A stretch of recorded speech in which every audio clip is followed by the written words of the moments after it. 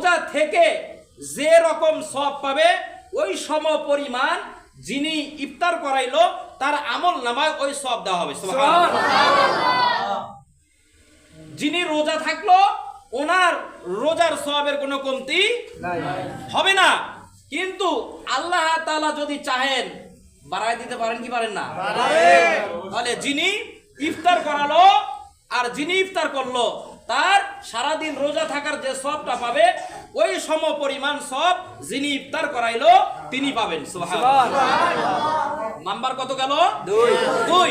এইবার 3 নাম্বার। কয় number? 3 number. আল্লাহ তাআলা বলেন যে ব্যক্তি রোজাদার ব্যক্তিকে ইফতার করাইলো আমি আল্লাহ রাব্বুল আলামিন তাকে মাগফিরাত করে দেই। সুবহানাল্লাহ। মাগফিরাত অর্থাৎ মাফ করে দেই। সুবহানাল্লাহ।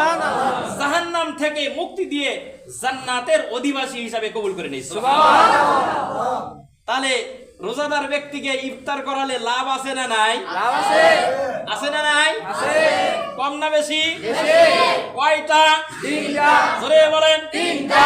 1 নাম্বার সমস্ত গুনাহ মাফ করে দেবে। 1 নাম্বার সমস্ত জীবনের গুনাহ মাফ, এবং ওই গুনাহ পরিমাণ যতগুলো গুনাহ করেছি ওই পরিমাণ সওয়াব আল্লাহ তাআলা আমার আমলনামায় দেবে। 2 নাম্বার রোজাদার ব্যক্তিকে ইফতার করাইলে সারা দিন যে রোজা থাকলো ওই সম পরিমাণ সওয়াব আমার আমলনামায় আসবে। সুবহানাল্লাহ। 3 নাম্বার আল্লাহ তাআলা আমাকে মাফ করে দিয়ে জাহান্নাম থেকে মুক্তি দিয়ে জান্নাতের অধিবাসী করবেন। বলি সুবহানাল্লাহ। তাহলে এই 3টা গুণ, এই 3টা নিয়ামত আমাদের নেওয়া দরকার আছে না নাই? কে কে নিব ইনশাআল্লাহ? হাত তোলেন তো দেখি। যারা হাত তোলে নাই তারা নেবে না। যারা হাত তোলে নাই তারা কি করবে না? নেবে না। দেখি কে কে নেবেন না, এবার হাত নিচে নামান।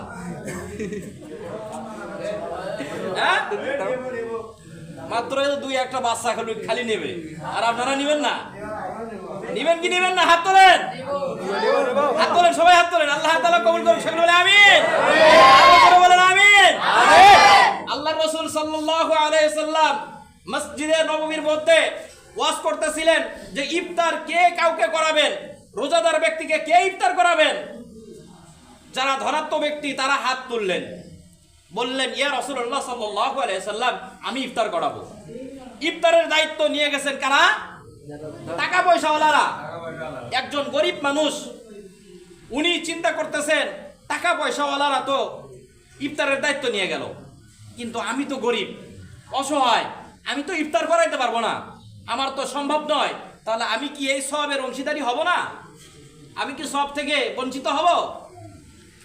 আমাদের নবীজিকে জিজ্ঞেস করলেন ইয়া রাসূলুল্লাহ সাল্লাল্লাহু আলাইহি ওয়াসাল্লাম টাকা পয়সাওয়ালা ব্যক্তিরা তো রোজাদার ব্যক্তিকে ইফতার করাইয়া সওয়াবের অংশীদারি হবে, আমি যে গরিব আমার কি হবে? আমি কি এই সওয়াবের অংশীদার হব না? আল্লাহ রাসূল সাল্লাল্লাহু আলাইহি ওয়াসাল্লাম বলেন অবশ্যই হবেন। কেন হবেন না? আপনার যদি কোনো কিছু নাও থাকে, যদি পারেন রোজাদার ব্যক্তিকে 1 গ্লাস পানি খাওয়ান, সুবহানাল্লাহ, ওই একই সওয়াব পাবেন। যদি পারেন একটা খেজুর খাওয়াইয়া রোজাদার ব্যক্তিকে ইফতার করান, তাহলে ওই সম পরিমাণে সওয়াব পাবেন। সুবহানাল্লাহ। যদি পারেন 1 গ্লাস বকরির দুধ তাকে খাওয়াইয়া যদি ইফতার করাইতে পারেন ওই একই সওয়াব পাবেন। সুবহানাল্লাহ। তাহলে কি খালি ওই যে বিভিন্ন আইটেম করলেই হবে? না। আপেল, কমলা, মালতা, খেজুর, তারপরে ইফতারের অভাব নাই, মুড়ি, চানাচুর, কত কি এসবের দরকার আছে? নাই। যদি একটা খেজুর দিয়েও যদি ইফতার করাইতে পারেন আল্লাহ তাআলা খুশি হয়ে আপনার আমল নামায় ওই একই রকম সওয়াব দিবেন। বলি সুবহানাল্লাহ। তাহলে আমরা ইফতার করাইতে রাজি আছি না নাই? আছি। কারা কারা রাজি নাই?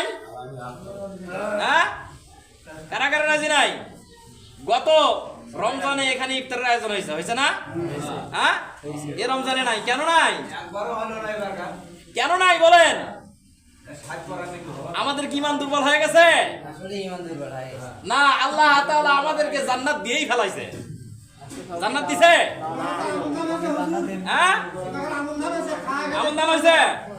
তাহলে আল্লাহ তাআলা আমাদেরকে যদি জান্নাত না দিয়েই থাকেন, যেহেতু আমরা এখনো জান্নাত পাই নাই, তাহলে সেহেতু আমাদেরকে এই সওয়াবের অংশীদারি হতে হবে কি হবে না? কারা কারা হবো ইনশাআল্লাহ হাত তোলেন।